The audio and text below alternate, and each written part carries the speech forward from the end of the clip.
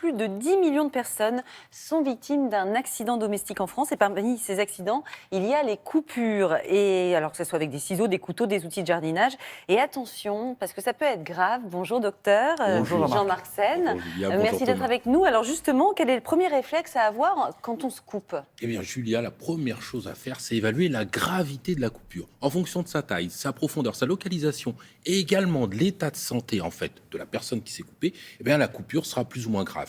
Imaginons une coupure superficielle, les bords se rapprochent, elle est chez une personne en pleine santé, eh bien là, on peut pas de pathologie particulière, elle est nette, là on peut dire que c'est une coupure superficielle. En revanche, si on a une coupure qui est largement ouverte, elle est sale, déchiquetée, elle touche une articulation, les mains, les pieds, etc. La personne souffre, par exemple, de diabète, est sous traitement anticoagulant ou est immunodéprimée. Eh bien là, ça peut être potentiellement une coupure qui est grave.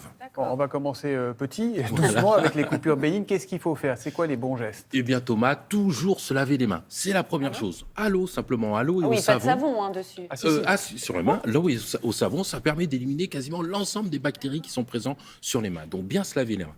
On lave également la plaie. À l'eau et au savon, ça c'est tout à fait possible. Ou alors, bien sûr, si on a un antiseptique, on peut faire ça.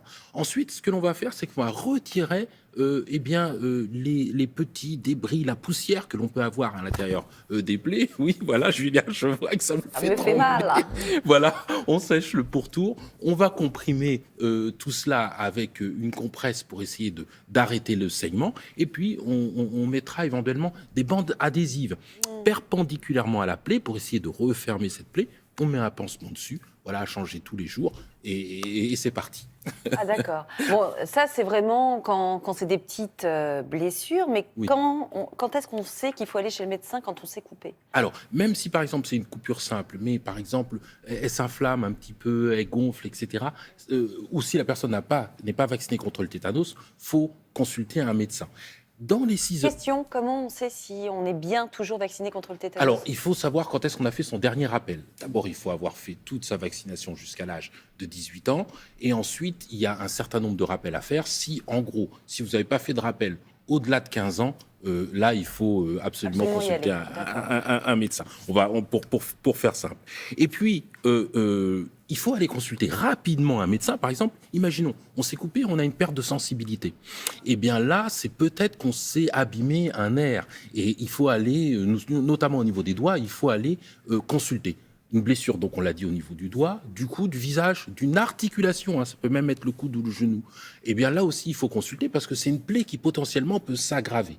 Bien sûr, si on a une plaie qui est profonde, déchiquetée, si on a une plaie qui a tendance à s'ouvrir dès qu'on bouge, ou alors si la personne, bien sûr, est diabétique et immunodéprimée, comme on l'a dit, là aussi, il faut consulter parce que tout cela peut s'aggraver donc dans les 6 heures. On est un peu dans les scénarios de films d'horreur, là, vous ne nous épargnez pas ce matin. Est-ce que vous avez des conseils pour éviter ces catastrophes? Bah oui, mieux vaut prévenir que guérir, C'est ça. c'est vrai. Donc l'idée, c'est, par exemple, pour les enfants, éloigner tout ce qui est coupant, tout ce qui est boîte à outils, boîte, bien sûr, pour pouvoir faire de la couture, tous les éléments pour cuisiner, tout ce qui est objet coupant, on le fait. On laisse aux enfants de la vaisselle qui coupe pas, voilà, des choses en plastique, ça c'est très bien. Pour les adultes, eh bien, soyez évidemment très attentifs lorsque vous cuisinez. Bon, je pense que vous adorez cuisiner, eh bien, il faut être extrêmement attentif, ça va avec tous les outils. Moi, j'adore. On vous fera un plat. Avec plaisir. Donc ça, c'est la chose. Et puis, si vous faites du travail manuel, protégez-vous.